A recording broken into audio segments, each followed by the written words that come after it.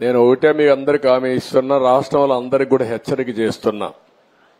ఎవరైనా సరే ఆడబిడ్డల జోలుకొచ్చి మదాంధకారంతో గాని ఇచ్చలవిడిగా ప్రవర్తిస్తే ఎవరిని వదిలిపెట్టను. ఎవడైనా అత్యాచారం చేస్తే మాత్రం అదే వాళ్ళకు లాస్ట్ డే అవుతుంది, గుర్తుపెట్టుకోమని మరొక్కసారి హెచ్చరిస్తున్నా. గవర్నమెంట్ అంటే తమాషా ఆడద్దండి. ఏదో గవర్నమెంట్ అంటే బెదిరిస్తే బెదురుతుందని కాదు.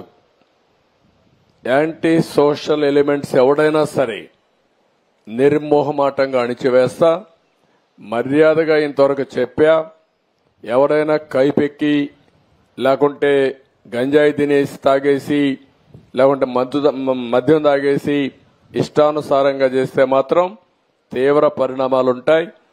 మొన్నటి వరకు నేను ఎందుకంటే స్లోగా బిల్డప్ చేయాలి కాబట్టి బిల్డప్ చేస్తున్నా.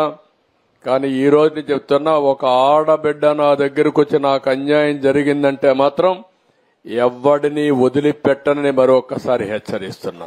అది మీరు రేపటి నుంచి యాక్షన్ లో కూడా చూస్తారు. మీరు ఎవరిని వదిలిపెట్టను.